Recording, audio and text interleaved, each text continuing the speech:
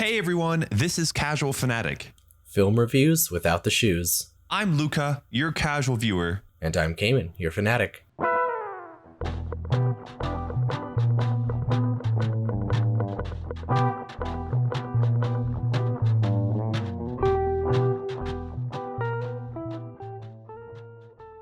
Goodness, it has been quite some time since we recorded. It's been a fat minute, yeah, a while. Yeah. Maybe we should let the viewers know what's been up. I'm just been stupid busy with work recently. I had a good 3 weeks there that I was just like trying to make a deadline that I knew I could not make. Yep. Yeah. How did the deadline end up? I mean, it eventually got done. So, but good. Yeah, I had zero motivation when I got off work every day. No, I know what you mean. I had that same thing last week. I think I worked 60 hours. Yeah. And every time I came home, I was dead and I couldn't study for anything and I was just toast. So, of course, for our audience, if you're listening to this from the future, it will make zero difference to you because all of the episodes are out. So it's not like you had to wait for anything. Exactly. But for the ones that have been waiting, we're back, baby. We're back. At least right now for this week. Yeah, at least right now. Again. Yeah, but you know what? Next week. That's how it goes when you have a job. Oh yeah, that's what a professional career looks like while you're trying to do some other hobbies. Yeah, it would be nice if we could eventually get to the point where we could do this as a job. I'd love that. I would love that as well. That would actually be a dream come true, but that's down the road, Yeah. When it happens, we'll know. But what you got going on this week, Cayman? Anything fun? Anything new? Update wise? I just recently got my 100,000 mile car inspection. So wow.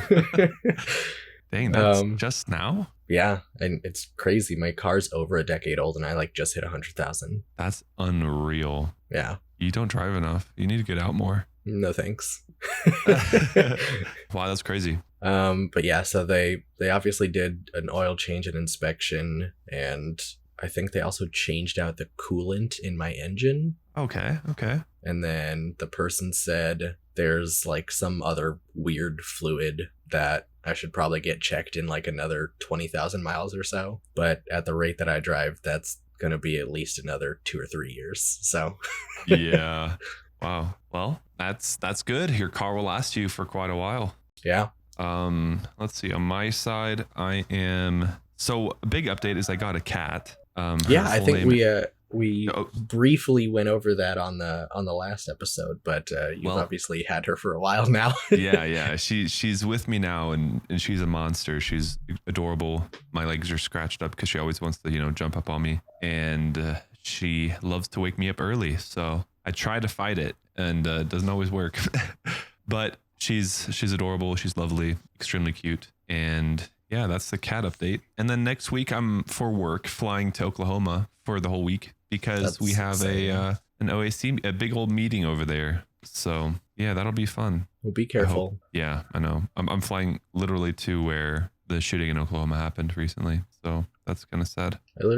Every time I have to drive through Oklahoma is the absolute worst. And I lived there for 3 years, so that's terrible. Yeah, I lived in Norman, so Norman honestly is not bad at all. I enjoyed Norman thoroughly, but it's a give and take. Yeah. And another fun update, which I rarely recommend people to do, is I making food, like actually with recipes and getting the right ingredients and stuff like that is so fun. Yeah. I signed up for this thingy where they just send you raw ingredients in a giant box and you have to hunt through it and get your ingredients and you cook it. And my issue was always that just a big box of food. Yeah. Just a big box of ingredients. Interesting. Yeah, I can take a picture at one point. They send you a box and there's just a little box and the big box and you pull it out and it has packets of cream cheese, meats and tomato, 1 or 2 tomatoes sitting in there, cucumber. Was it like a HelloFresh kind of a thing? Kind of, but it's different. I don't know how HelloFresh works, but as far as I've like talked to people about my box, they're like, okay, that's a little different, but Yes, kind of. it sounds a little different. But is it like is it just ingredients and you figure out what to make with it, or do they send you recipes as well? Well, they send you papers as well. Yeah. So you can like whenever like a week beforehand, you can like choose what you like are interested in, and you can like alter it in your way. Yeah. And then you kind of follow the paper to the best of your abilities and just do it, kind of thing. What's it called? Oh fuck. Let me look. Me and names just don't go well. It is Every Plate. Oh yeah. I've done Every Plate before. That's the same sort of concept. Yeah, dude, it's so fun. Holy shit. Hashtag not a sponsor. Yeah, not a sponsor, but it's really fun. I don't know. I always have the problem of like I get too much. If I like get a recipe, yeah, I like get stuff for that recipe, but then I have too much left over of that ingredient, or Well, I think they're just like trying to cover their base. Just like when you like order like a cabinet to build, they always give you a few extra parts. Yeah. Well, this one doesn't give you any extra parts. It is down to the bone. If you mess up, well, that's tough. And then there are like some parts of it that they expect you to have in your everyday kitchen, so like they don't give it to you, kind of thing. Yeah, but we've done Every Plate, HelloFresh, Blue Apron, and I think there was one other like meal kit that we tried, but they're all pretty much the same. It's just they have different recipes and different price points, obviously. Yeah. Which has been your favorite?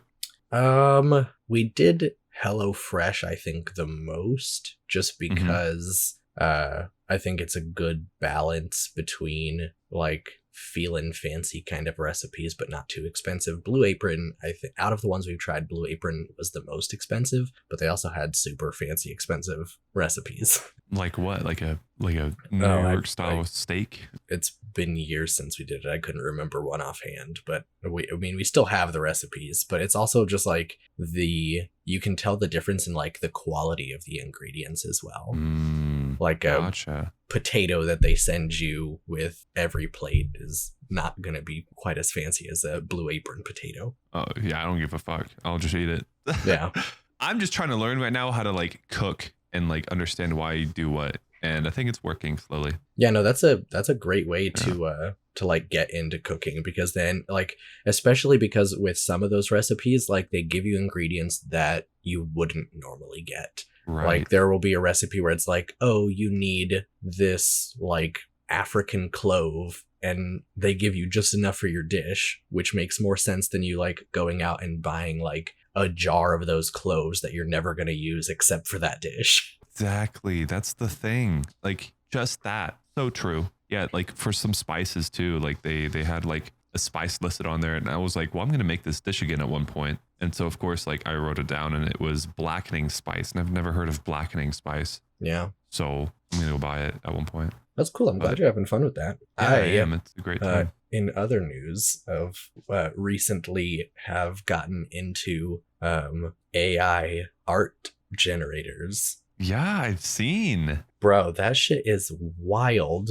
It looks fucking cool as shit, dude. It looks like it should be in Meow Wolf kind of thing.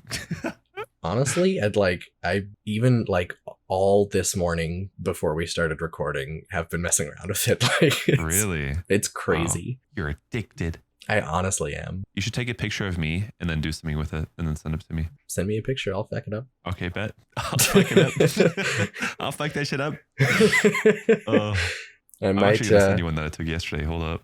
I might even post a AI generated image for our movie that we're talking about today. Ooh, that'd be really cool. So what like cover art. You want to tell the audience what we're talking about? Yeah, so today we're talking about Thor, the Dark World. That movie. Perfect. Let me get up some information here, because as I said, I have just been messing around with AI all morning, so I actually did not prepare anything.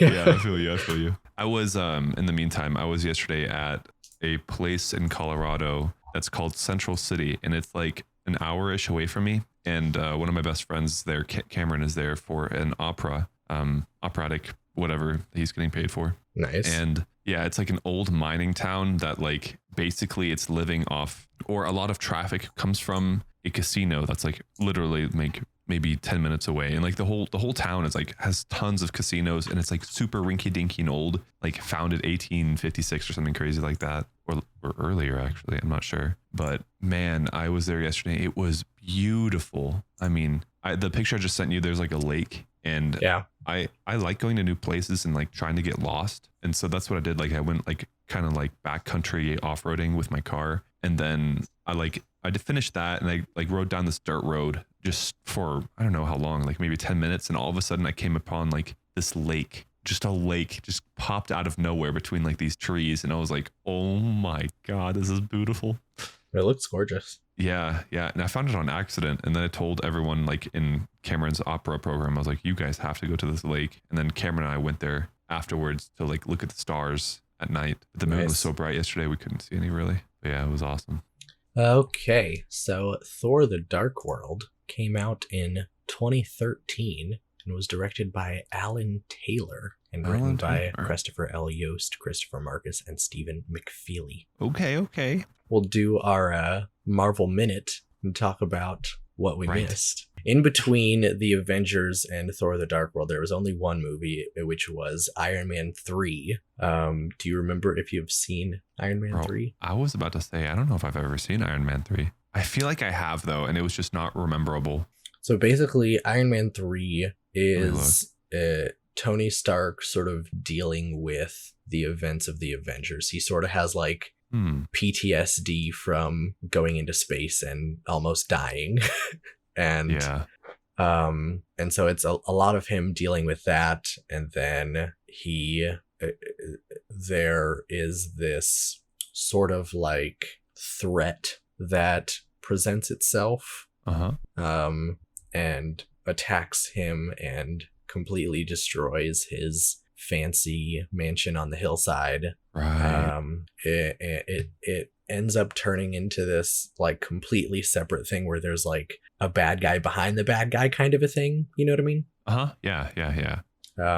I won't spoil too much since we're not actually talking about it, but yeah, I mean, I think I've seen it, but I don't like actively remember it. If I did, it was a while back, because that movie came out like 2013 or something. Yeah, that one actually, that one and Thor both came out in 2013. Iron Man 3 came out in May. This one came out in November. Okay. That was back when they were doing 2 Marvels a year. Not anymore though. Nope. We'll probably ramp back up to that. It's been a slow, like everyone needed a second to catch their breath after COVID. Yeah, everyone. No pun intended. No, yeah. But it's also true. Like realistically. After COVID sounds weird. Obviously, COVID is still a thing. It's lesser now. Yeah, a lot of people are vaccinated. People are observing basic safety protocol when making movies. Yep. Yeah, I mean, here in Colorado, I think the population is like almost 80 something % vaccinated fully. Yeah. So it just makes you feel good versus where it came from in Texas. It was like everyone just didn't even want to wear a mask. Yeah, it's honestly just ridiculous. Yeah. I mean, I honestly don't wear a mask here anymore until I like start traveling. Because like, I don't know. Yeah, I still haven't been on a plane since all of this started, but I feel like I would definitely wear a mask on a plane. Oh, 100%. I think you have to. I mean, it's still the regulations. Well, no, I actually heard it was like a month or two ago. It was like really irritating because there was some like CDC announcement where they had said that airlines don't have to mandate masks anymore. And there was like videos where like people were on, I think it was like American Airlines or something. People were on planes like in the air, and in the middle of the flight, they like made the announcement to everyone that they didn't have to wear their masks anymore. And so like a bunch of people were like ripping off their masks, and like super shitty for the people on that plane that like there were people that got on that plane with the expectation that people would be wearing masks the whole time. And like immunocompromised people like that have to travel somewhere, and now all of a sudden, while they're trapped in this metal box in the sky, people are ripping off their masks right in front of them. It's like that's just like such a shitty way to do that. They should have done that in between flights so people at least know what they're getting into. Right. So people can like decide whether or not they want to get on it. Right. That's terrible, awful, but that's the world we live in. Sadly enough. So anyway, yeah, back to first impressions. What did you think about Thor: The Dark World? I've actually seen it before, and when I rewatched it, I honestly I enjoyed it. I mean, it was a fun watch for me. I think whenever one of these movies brings in something flying and like it just looks cool and in like in your mind it's possible, I start to enjoy it a lot, and I had a good time through the movie. I liked rewatching it. Nice. Yeah. What about you? I think it was better than I remember it being. I feel like whenever I think about Thor: The Dark World, I just like remember all of the bad stuff. Yeah. But then rewatching it again, I like there were more good parts than I thought that there would be.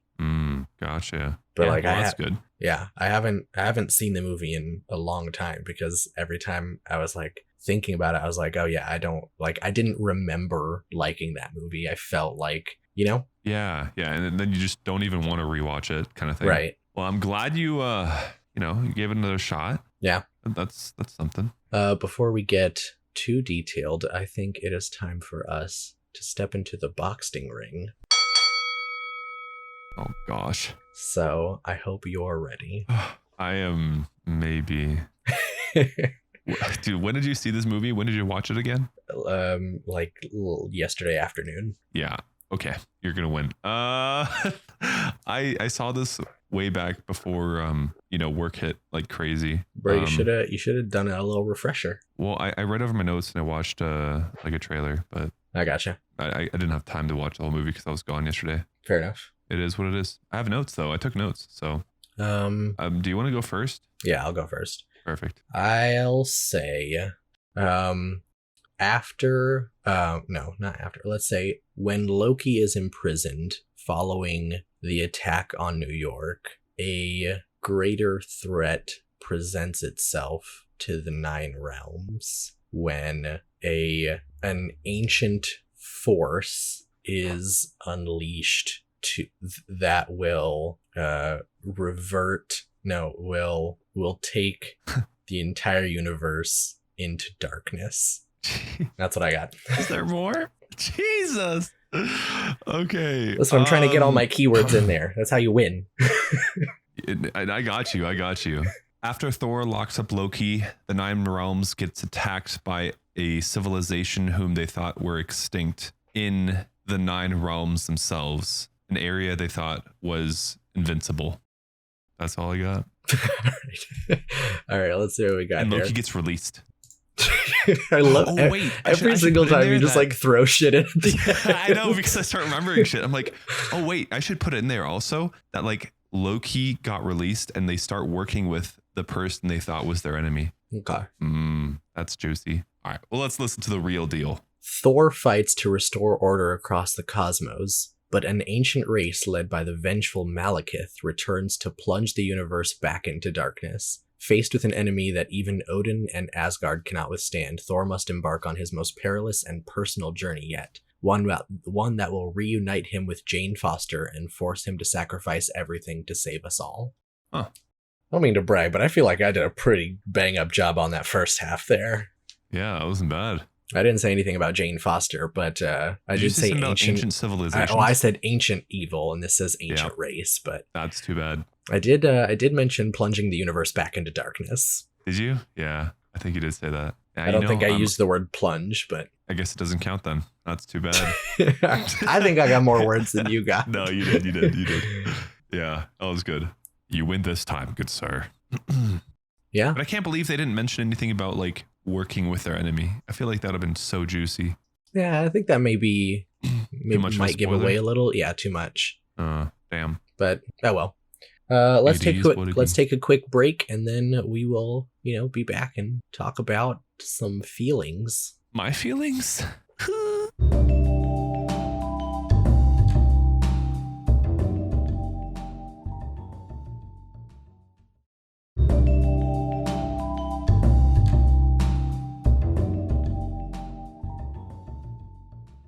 Okay, let's get into it. Okay, well, the first note that I have on here, and it might be jumping a bit, but it's an old sword shield fight. That was my first question. These people have all the technology, all the power in the world, and more. Yes. And then it's like bring it back to ancient Earth times to where they have shield and swords and are fighting. Yeah. Just kind of made me feel weird. That's just their style, man. But like they're gods. Like why don't they have swords that are like lasers? You know, like combine Star Wars and the human race. Kind of do. Like I mean, Thor can shoot lightning, and like we see halfway through the movie, like Odin literally just like lasers a guy in half with his spear.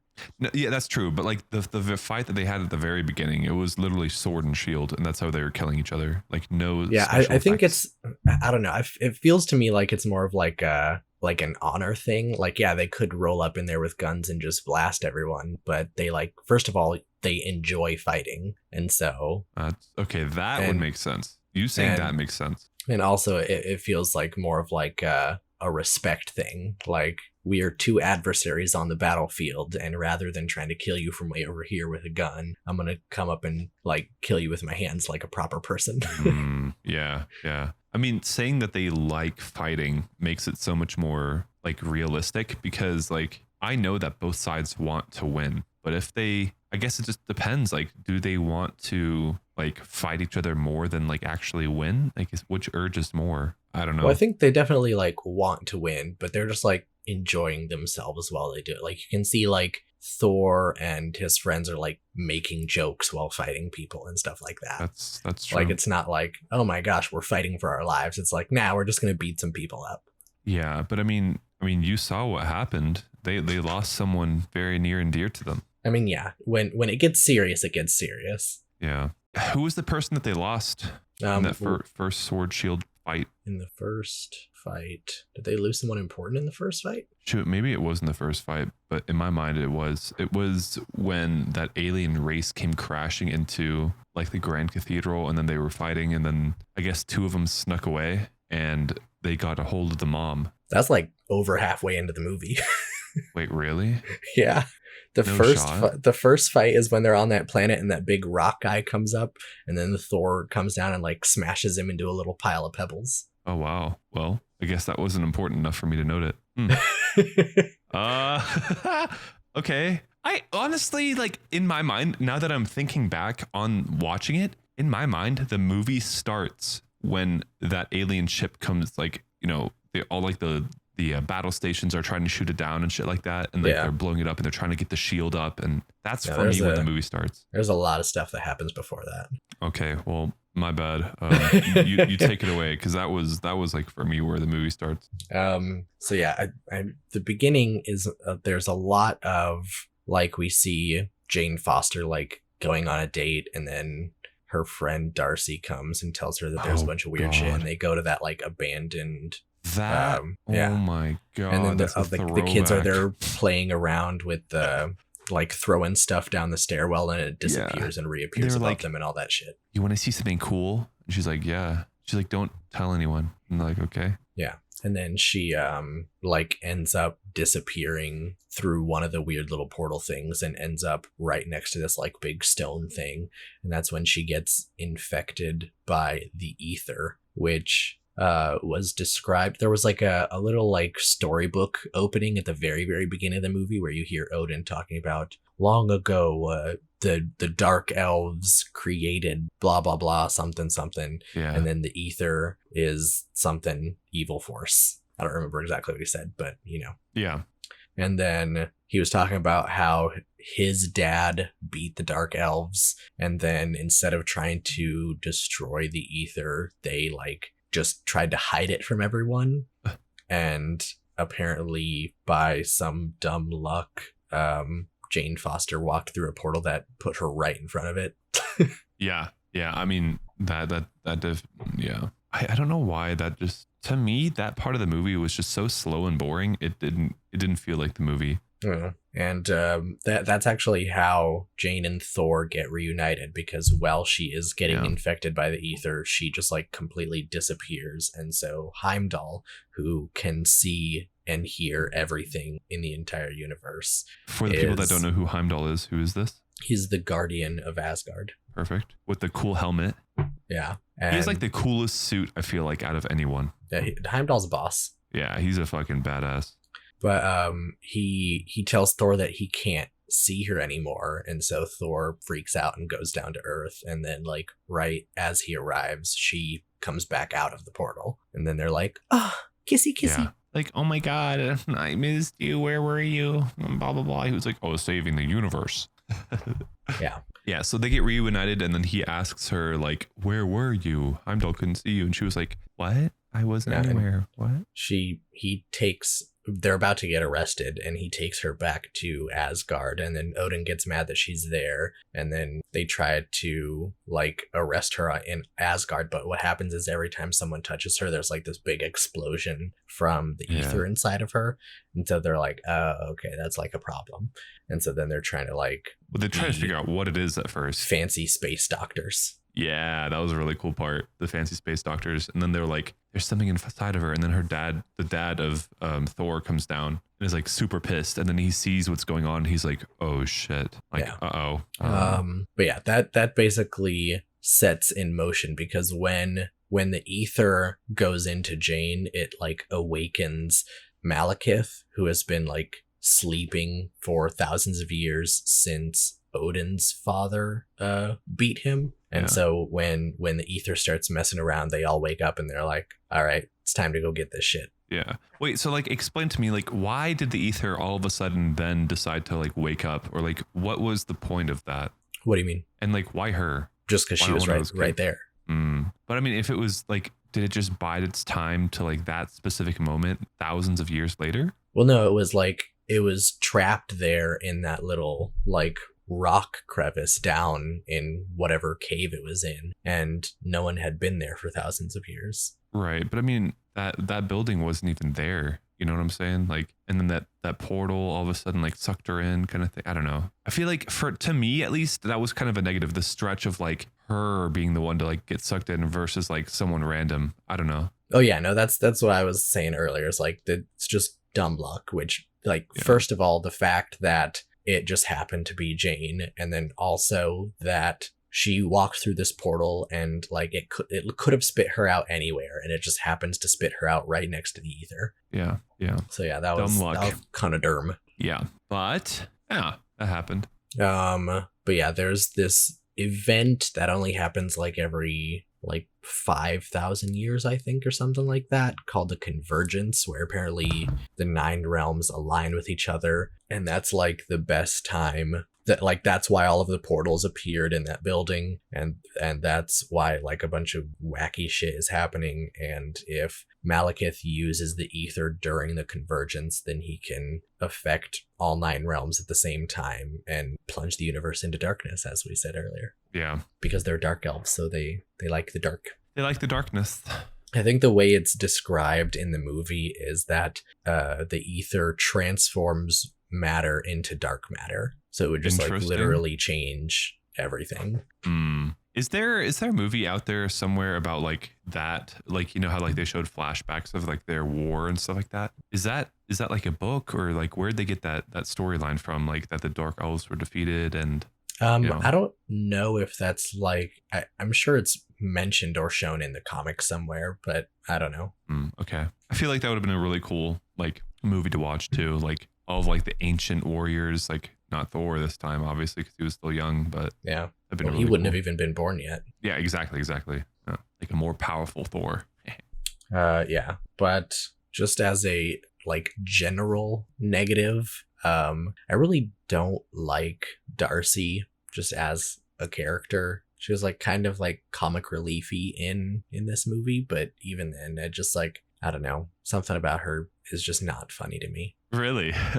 Like how? I don't know, just like she keeps making weird comments, and like that like even in the beginning where she like interrupts Jane's date and she's like, oh yeah, I expected you to be in your PJs eating ice cream moping about you know who, and like I don't know, just the way that she talks bothers me. I feel that. Yeah. Now the real question is, could the movie have done without her? I think so. Yeah? Yeah. You think she was just an add-on character? Yeah, I think she was just there to like lighten the mood a little bit. Because she didn't really do she didn't really move the plot forward in any way. Like, I guess they went and her and her intern went and got Eric Selvig out of the freaking psych hospital, but yeah, like but he also didn't need to be in the hospital. Right. Even that was like a very much a stretch. Like you would not ever put anyone in the psych ward just because of, you know, what he was doing.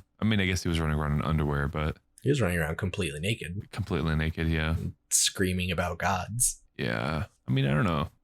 Maybe that did deserve a psych ward. I'm not sure. I don't know. But yeah, I agree. I feel like that was kind of a pressing thing. And like her jokes were like not really like full jokes. I feel like the way she was talking with her intern was funny here and there, but mostly, I don't know, having that idiot intern there was just kind of it was just like random, like, oh, look how silly this is. Like even like when they're playing around with the portal and then the intern like throws the car keys in and there's like they wait a beat and it doesn't come out and then she's like, were those our car keys? And it's like, yeah. oh, so funny. But I'm like, oh my god, shit, I didn't mean to throw those. Just dumb. Yeah, it is what it is. That's a good critique. I would agree with it. On the plus side, when Thor and Heimdall are talking about the convergence, there is one shot where it like zooms in on Heimdall's eye and you can like see the entire universe reflected in his eye. Gorgeous shot. Yeah, that was very cool. Heimdall. I wonder how they made up these names. I mean, they're actual Norse mythological characters. I wonder how they made up those names.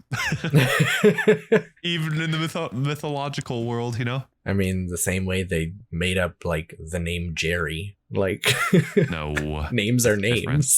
That's different. Is it different? I mean, yeah, but that's just because it's an old language. Like, obviously, they didn't have names like Samantha back then. That's fair. But we should bring back the old names. I feel like those sorts of names were more commonplace back then. So it's just like, yeah, that's his name. Yeah, I'm with you. All right. Well, let's see here. Are we to my old sword fight yet? I don't think so. Because I should have written something about like when they emerged. That was so sick. Yeah. So how it starts off is Malekith sends his second in command, whatever, to like blend in with a bunch of prisoners who are going to Asgard. And you sort of see a shot. They come through the Bifrost and they're walking and there's like, you see in the background, Heimdall like kind of looks over at him, like can tell that something's different about him. Yeah. But obviously it's a bunch of prisoners. So it's like, I guess doesn't think about it too much. Yeah. And then they all get put in prison and then the guy like has this weird crystal that Malekith shoved into his side that he like breaks and it turns him into like a big monster. Like invisible, like not invisible, like invincible. Yeah. Basically. And then he breaks out of his cell and then he starts releasing all of the other prisoners. And while he's doing that, that's when Heimdall sees like this ship coming in and it's like cloaked, but because Heimdall can see everything, he sees it. And so he like runs and like jumps off the bridge and takes down this ship. Gorgeous scene. That was probably one of my favorite from the movie. Yeah. Like him running down like this little tight passageway and then just jumping off of it. We don't know exactly what he sees yet. And then all of a sudden he like puts his little axe and then in this machine and destroys it. And then right after he does that, there's like 50 more of them that come down out of this like giant mothership. And he's like, oh crap. Well, what does he do after that? How does he alert? He runs back to a station and like uses his axe to like put up the shield, right?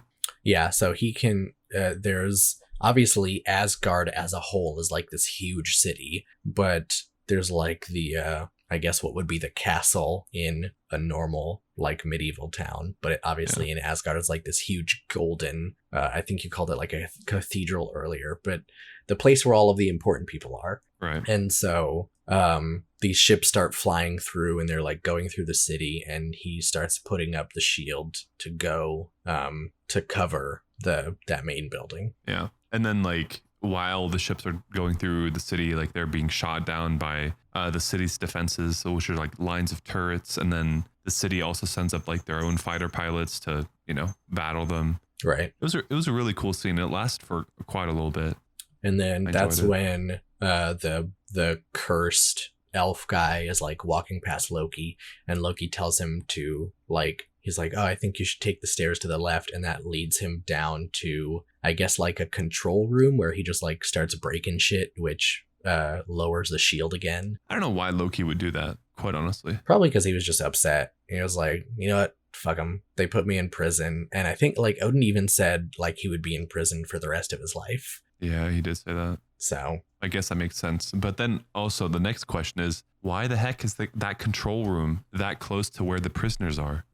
They don't really show us like a layout, so I don't know if it's like right down the other room or if it's like maybe he walked for a while. Who knows? I don't know, but I mean, the guy didn't even know the whole layout, and he went there and busted that shit up real quick. I don't know.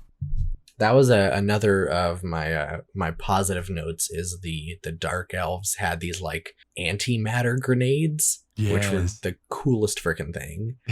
How do they work? It was like the most brutal thing ever. They would like throw them and then everything in like a 3-meter radius just like got sucked into nothingness, like folded in on itself. Yeah, like a black hole kind of thing. Yeah. It was really cool. Honestly, I'm not too interested in talking about the bad guys because I didn't really like them either. And I think that's one of the big reasons why I originally didn't like this movie as a whole. Like, Malekith just felt like such a nothing villain to me. I would agree. I feel like he's just like very generic, like, yeah, I want to kill everyone and make everything dark. Yeah. But you never see him planning. Like, obviously it like, the invasion of Asgard, you can tell that obviously that would have taken a lot of work. But honestly, it's like, it's not like this big plot. It's like we send one person in to be on the inside and then everyone else just races in with ships. Like,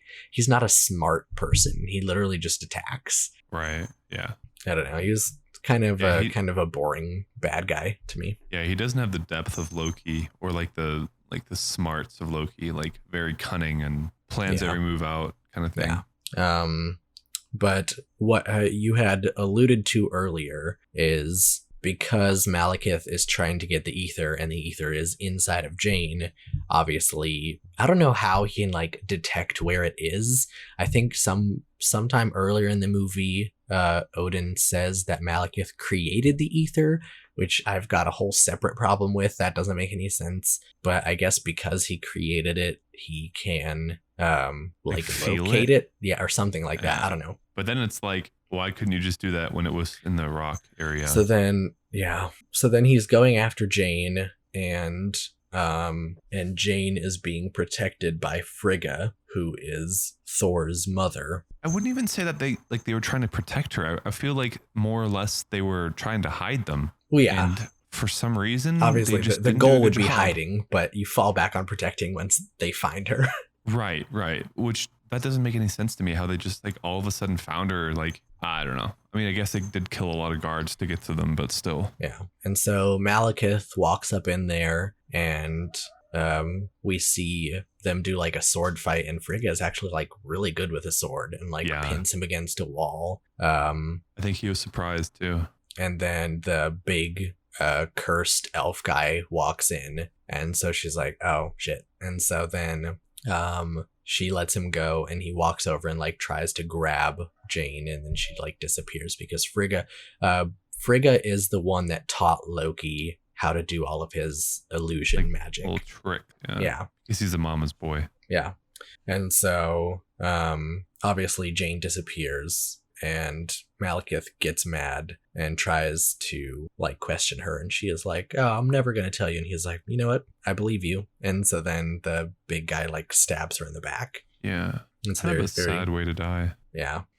And so, of course, like right after that happens, Thor and Odin get there, and Thor like tries to throw his hammer at them, but they like jump off, get into a ship, and fly off. And big sad moment. And obviously a lot of other Asgardians also died during the attack, and they have this huge funeral. And obviously, because they're Norse gods, it's like a Viking funeral, and they send them out all on boats and then fire arrows to set the boats on fire. Yeah. Very touching. Speaking of Vikings, one of my friends here is a Viking descendant. It's pretty cool. Yeah, he's like 6'9", so kind of looks like it too. Man's an actual Viking, but yeah. But yeah, that funeral scene was another one of my positives on my list. I thought it was beautiful. Yeah, I agree. I also put on my list that the jail that they had, since we kind of did brush over it because we were in the middle of like telling the story, but the jail they had, I thought it was such a cool idea, and it looked amazing to have like, you know, these phantom shields and like all the different sorts of prisoners in there, and they're all in like this like cave area. I just thought it was like a super cool interpretation of what a jail could be in the future. Yeah. Let's see. My next positive I have is the Asgard escape sequence because obviously Thor is angry and wants to go and get revenge and whatever, and Odin is like, no, we don't need to go after them. We still have Jane, so he'll come for us. And Thor is not into that plan. So he and his friends sort of like hatch a plot to like go to the dark elf world, which is called Svartalfheim. Okay, so the world that they went to, what was that where their ancient civilization used to live, and then that everything just got destroyed, or what? Yeah, so they don't really do too good of a job of like explaining it, but like the dark elves are like the oldest race in the universe. Like before anyone else existed, the dark elves existed, and the universe was entirely dark. And then something happened, I guess, like you could say like the Big Bang, but that doesn't really like fit with the lore of the universe, because then that would mean that like the universe existed before the Big Bang, and that doesn't make any sense. I don't know. Right. But something happened. Was a dark elf that turned into like a good elf and like started a civilization somewhere. And light got introduced into the universe, and that is what started everything else. Yeah. Interesting. Yeah. And then when light took over, they went and fought the dark elves and destroyed them literally everywhere. Right. They killed all of the dark elves, and they show in that battle sequence in the beginning when I don't remember Odin's father's name. He says it like 5 times. It's like Orm or Bob or Borm or something like that. I don't know. Yeah. But in the battle sequence in the beginning, it shows like once the ether got taken away, the Asgardians were just like wrecking the elves. And so Malekith just like dropped all of his ships out of the sky to fall on the Asgardian army. Yeah. And then like him and his guy and like a couple hundred soldiers managed to escape. Yeah. A very small group. Yeah. And so they were like all that's left of the dark elves. Yeah. Which is kind of annoying that they could just like, one of the things like that I thought was weak was, you know, this like group of however many dark elves there were, and all of a sudden they attack like the main holding place of apparently the strongest civilization current in the universe, and then they basically literally just win almost, in my opinion. I don't know, it was tough. Yeah, it's a little strange. Yeah. Like what, did it just become weak over time, but their defenses down kind of thing? I'm not sure, but maybe they just, because they weren't expecting it, and there was, because all the prisoners got let out, they were like busy, distracted with the internal problem, and so that gave them a chance to attack from the outside. Yeah, that could be. I mean, that was their plan. Yeah. Anyway. Yeah. So Odin says they're not allowed to leave. Thor wants to leave to take the fight to their planet instead of fighting on Asgard. And so him and his friends are like coming up with this whole plot where they're like, well, we're gonna let Loki out, and then Loki is gonna like help us and we're gonna fly one of the dark elf ships, and then Loki knows a secret passageway to get to the other planet. Right. And Loki's the only one that knows and can fly the ships with this amount of skill to do it. And so there's like this huge sequence of them like sitting in a basement talking to each other and planning it out, and I thought that was a fun little moment. Yeah, I would agree with that. And also the moment where he was like, you can like stop playing these games because like Loki found out that his mom died. Yeah. And then because he was putting up this fake facade of like him just sitting in a chair relaxing, and then he put the fake facade down, and it was like the room was just destroyed and he was crying in the corner kind of thing. Yeah. And that's when they started planning it. And when they did that, I thought it was really cool that the place, like the quote unquote heroes, the good guys at the start, were still good guys, but they became the villains because they were trying to hold them back. And I thought that flip was really nice, like stating that although you are a good guy, at one point like to the main character, to Thor, you can become the evil almost. Yeah. Well, there's like obstacles because you even see like there's like 3 different checkpoints, and at every one, like one of the members stays behind to hold off the soldiers. Yeah. And so it's like they'll be running down a hallway and a bunch of soldiers are like chasing after them, and then like Lady Sif is like, you keep going, I'll hold them off, and she pulls out her sword. And then I guess they didn't really show Sif fighting that much, but in the other times that happened, you could tell that like they weren't like killing these soldiers, because obviously they're still Asgardians. They're just like pushing them and like knocking them out and stuff like that. Right. Like a non-lethal switch. Yeah. But yeah, that was fun. My next negative. I one of my like questions that I had with that like exiting sequence was Loki's flight path into the hole. I asked how. What do you mean how?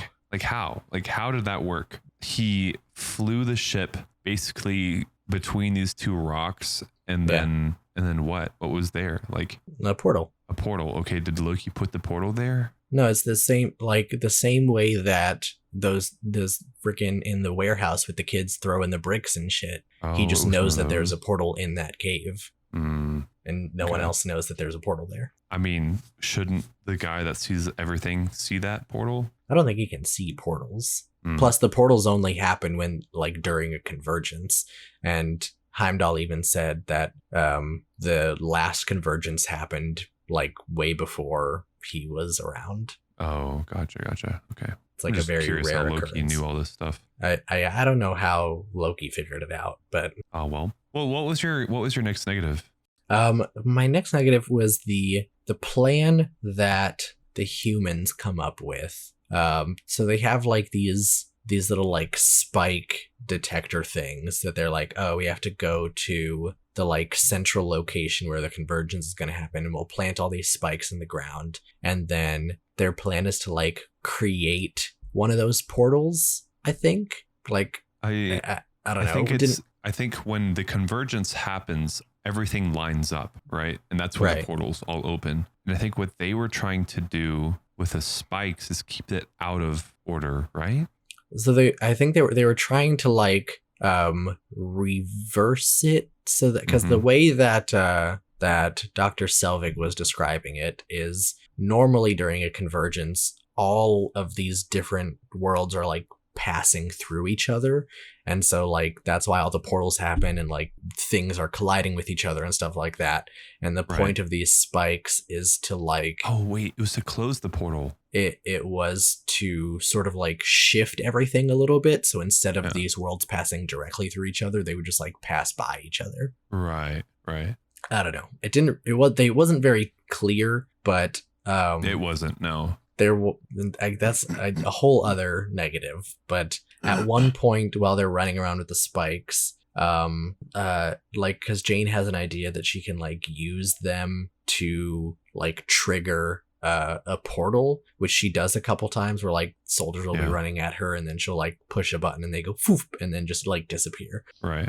But while they're setting up the spikes, Dr. Selvig yells out to them to be careful, because he says these devices were made to detect anomalies, not create them. And it's not that important, and it's whatever, because it's a movie, as a lot of these complaints are just like not that important, I guess. But I don't know, that seemed like such a stupid way to describe that, because like that's not how any other technology works. Like, unless you're going to explain specifically what they did to these spikes, like how they tweaked them. Like that would be like me setting up like a radar tower that's supposed to like detect the weather, and then me being like, you know what, I'm actually going to make a little tweak, and all of a sudden this radar dish is going to create storms. And I was like, that's not how technology works. You can't just reverse it like that.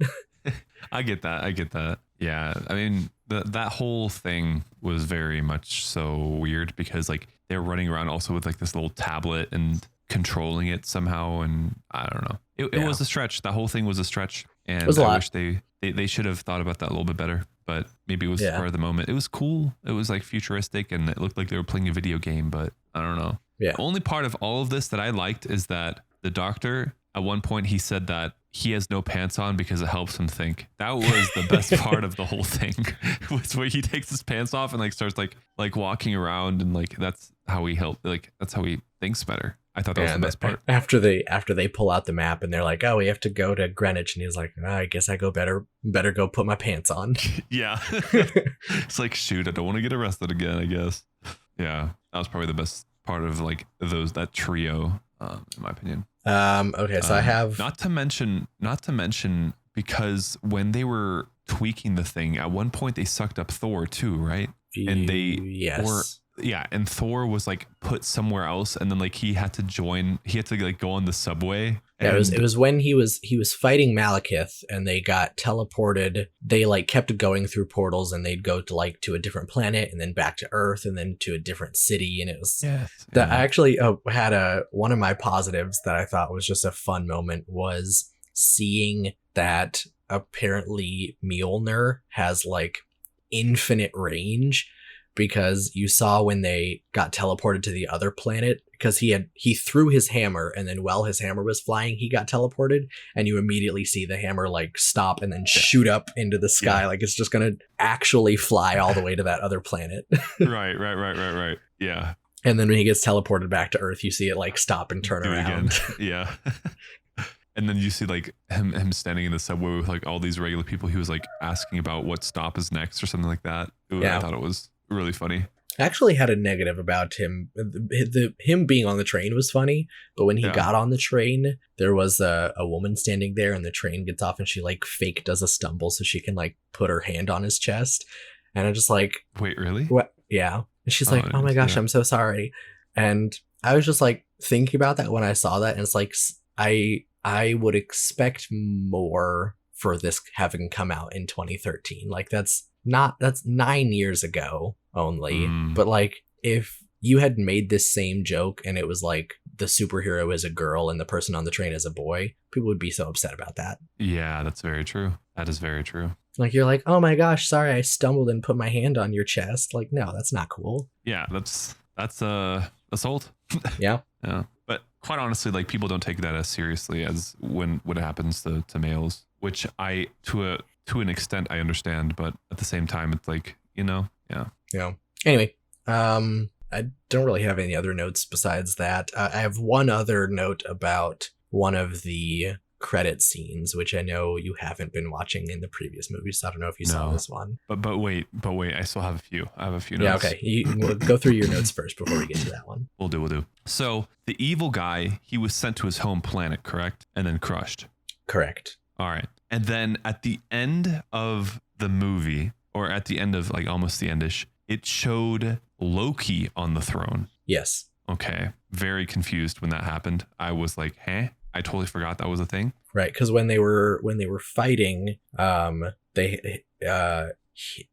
and Loki have this like plan to fake him out, where Loki like fake betrays Thor and like cuts off one of his hands, and he's like, yeah, I don't even care about you guys. And then it's when Malekith gets close enough, they like trick him and zap him, and that's how he gets like a big old burn on the side of his face. Right. But then apparently, I don't remember the exact fight sequence, but at some point he stabs Loki, I think. Who does? Malekith. Oh. Or maybe one of maybe the big guy stabs Loki. I don't know. Loki gets hurt. And so after the Dark Elves skedaddle out there, Thor is like, has this big emotional moment with Loki, and they're sitting on the ground, and he's like, I'm so sorry. And he's like, no, brother, I'm proud of you. Yeah. Okay. But thing about Loki is he's very good about faking his death. So right. And then they showed a collector. Who is that? Okay, so you did see the after credit scene then, because maybe I waited then. Yeah, because the collector is in the end credit scene. Okay.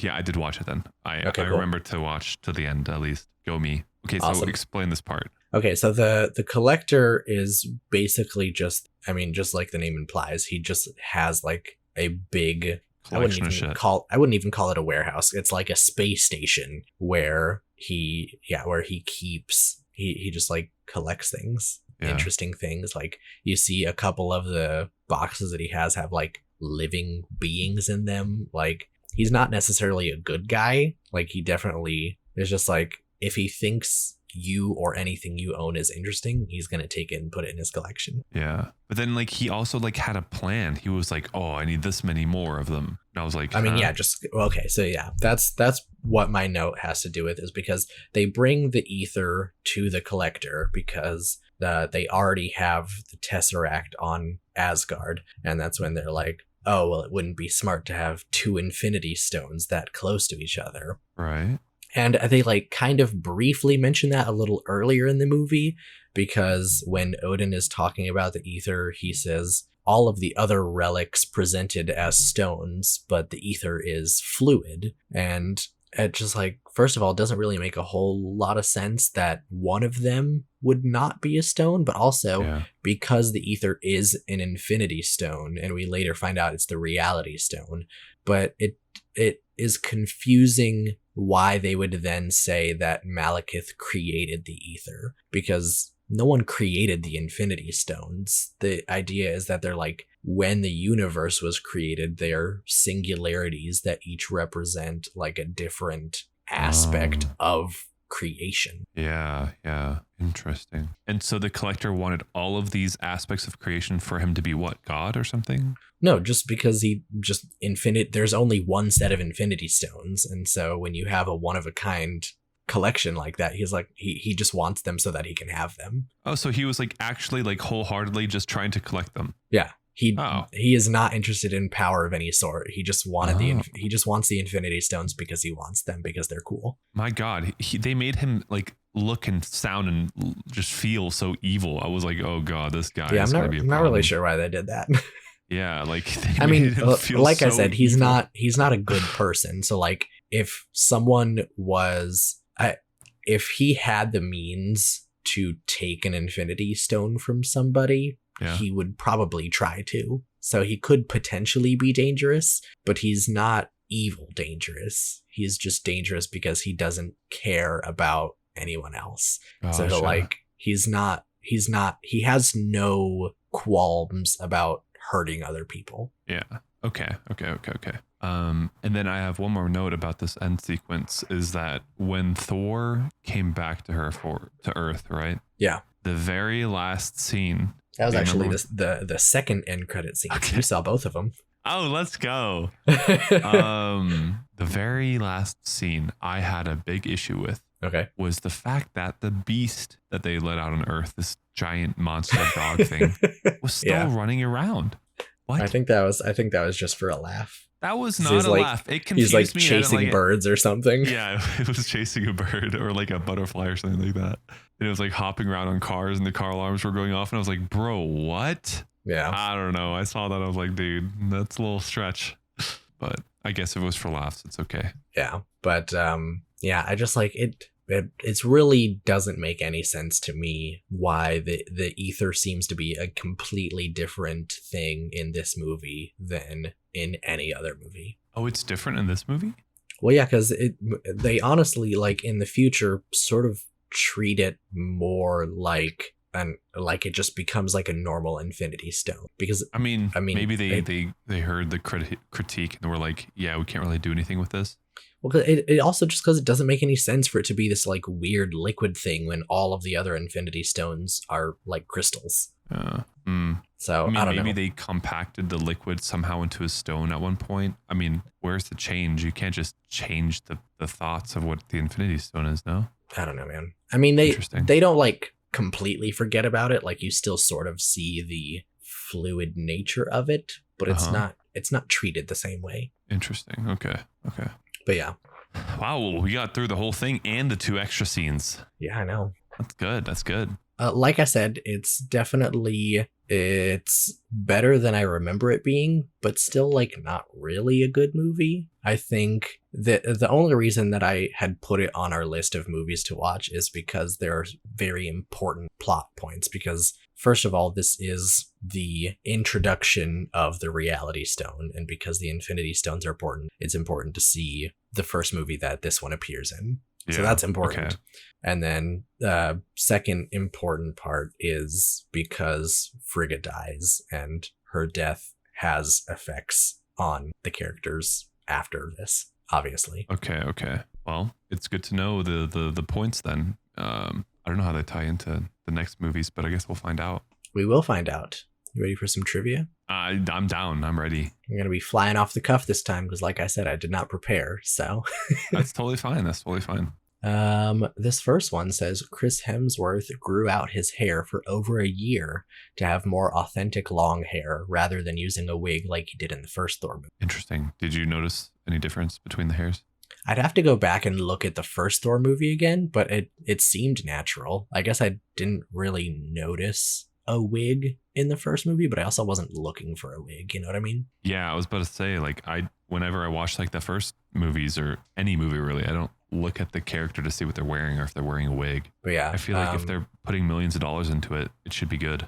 Yeah. Well, I mean, sometimes you really can tell, especially if there's like reshoots. Like there are some movies where it's like they will have their hair for a specific style and they'll film the movie. And then like half a year later, they're like, oh, we actually need to film another scene. And the person has like gotten a haircut or something. So they're like, oh, well, I'll just put a wig on. And then like you can tell in the movie, like one scene they have natural hair and then the next scene they have a wig. And then it's very noticeable when you see them side by side. What movie would that be in?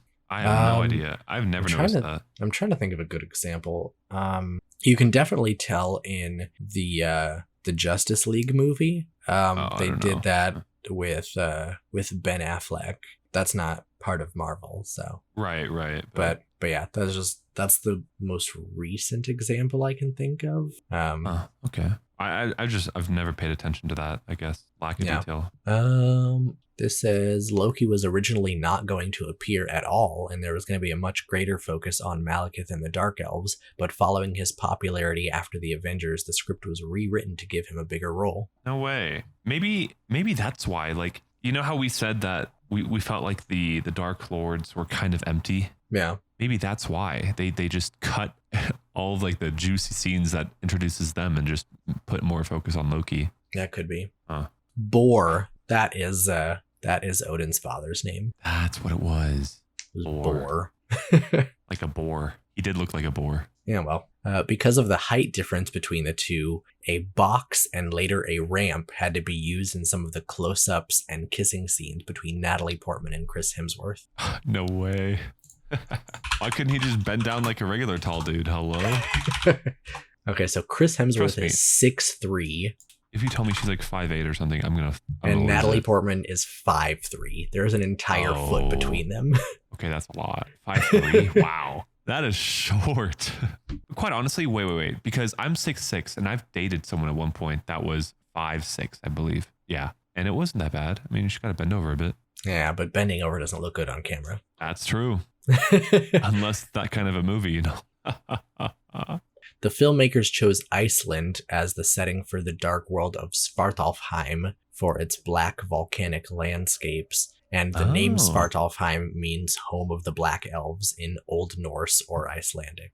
Oh, that's cool. Interesting. Christopher Eccleston says he did not like playing Malekith. He admitted that he accepted the role mainly for the money, but stated that he especially disliked the long hours that he had to spend in makeup to complete the look. He claimed that the process took 7 to 8 hours on the first couple days and about 6.5 hours afterwards, but said that Marvel lied to him by not informing him about the extreme makeup requirements beforehand. Wow. I mean, shit, you're going to get paid to sit in a chair and have other people put makeup on you. Why complain? I don't know, man. Some people are not into it. Bro, I would love to sit in a chair for 7 hours and get fucking a makeover done so much so that, like, I'm a different, like, being. That's so cool. Yeah. But then again, I guess these people are spoiled, so. I imagine it's also probably, like, if you're in a chair for 8 hours, like, that's a whole work day just putting makeup on. And then you still have to go and act after that. That's fair. At that point, like, I would just like lay down and sleep. And like, if they're putting like intense face makeup on, like, I don't know, like, how do they, like, what do they do to take breaks for like eating? Or do you just have to like protein shake all day? No, I'm sure they like, you can eat. I'm sure that shit's good enough. I don't know. I don't know either. I'd hope so. But I mean, I guess if he's complaining about it, not all, sunflowers and rainbows. This says, according to Natalie Portman, she was not available to film the post-credit scene where Thor and Jane Foster finally kiss. Instead, it was shot with Chris Hemsworth's actual wife, Elsa Pataki. No way. Sick. His actual wife was on a movie. I hope she got paid. I could put a contract in there for her. But this says a dead giveaway that Odin was being impersonated by Loki at the end of the movie is his posture. When the real Odin is seated on his throne, he sits evenly and upright proudly. When Loki rules Asgard in the first Thor movie, he sits on the throne at an angle, leaning towards his right. Yes. And at the end of the movie, Odin is seated in the exact same posture. Oh, shit. Let's go. That makes sense. That was a giveaway. I knew it. I'm kidding. I didn't know anything. Well, damn.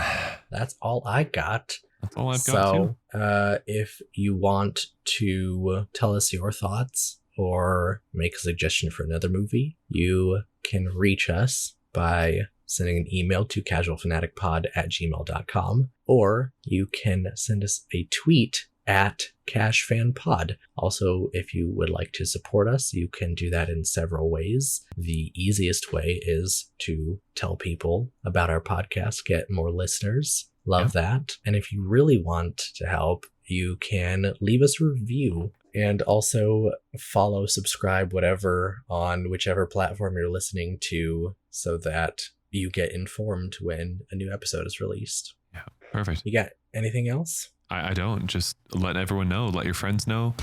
When I game, I let people know because they ask why I have a good mic, and I tell them. And then I gave them our podcasts quite a few times. So awesome. You can spread the word in any way, whether at work, whether, gaming, whatever you do. So just have fun and listen. All right. Well, this has been Casual Fanatic. Thanks for listening. Thanks for listening.